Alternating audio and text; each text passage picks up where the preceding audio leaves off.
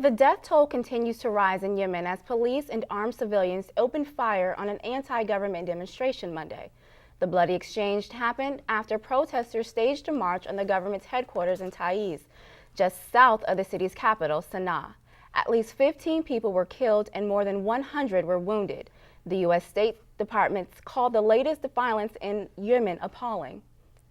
A United Nations representative has announced fighting in Africa's Ivory Coast is over. The Ivory Coast dictator Laurent Gbagbo has reportedly surrendered. President Obama called on him to quickly leave the country so a peace process can move forward. The UN and France are negotiating the leader's departure. The American University administrator who is under fire for refusing to sign a controversial grant is speaking out. Victoria Rinka-Vuchuche is here in the studio with more. Victoria? Thank you, Mimi. The vice president of Campus Life, Gil Hansen, didn't sign a proposal that would have allowed the university to compete for a $300,000 grant that would include mandatory sexual assault education. Hansel told me she has concerns about enforcing mandatory education that would stop students' class registration. She says the proposal is a good working document, but it lacks procedures to help students pass the sexual assault class. American University student protests didn't convince the vice president of Campus Life to sign the grant proposal that would have created a mandatory sexual assault course.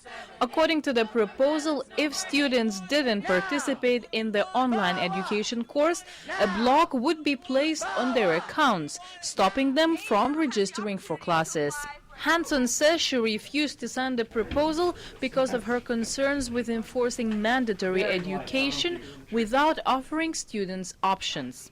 If we ever got into the business of placing stops for an educational requirement, I would want to be absolutely assured that there were multiple ways for people to satisfy that requirement, all hours of the day and night. Hanson says the grant money may not be even needed.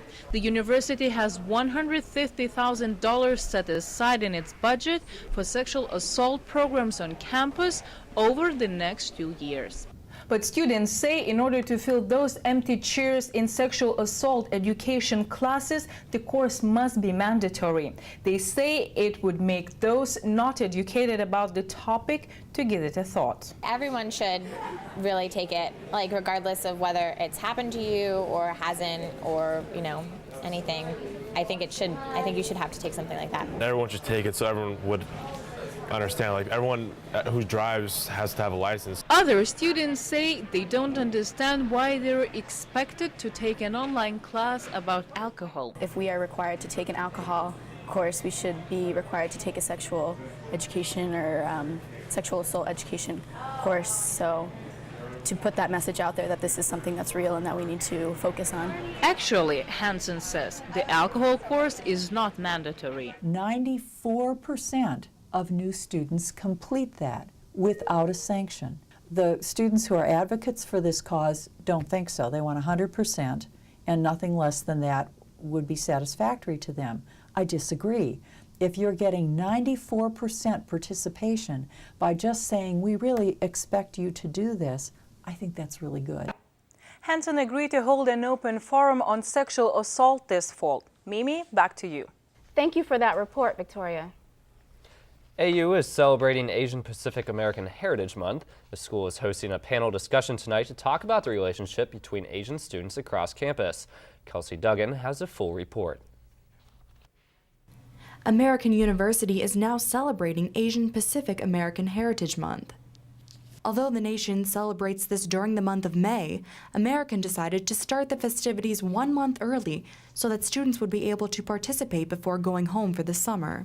One of the events is a panel tonight on Asian American voices, discussing whether dialogue between Asian Americans and Asian international students is strained on campus. International students like Sukron Moon say this relationship is already strong between students. My boyfriend is Korean American, and I'm really connecting well with him because his parents are from Korea, so he understands about Korean culture well. So yeah, I don't see any problem. But other American students on campus say that international students are more likely to participate in cultural programs. My roommate last semester, she's from Korea and she was involved She's really involved in the Korean Student Association. They're probably looking for it more to like have that Asian community here, but I haven't really been seeking it out.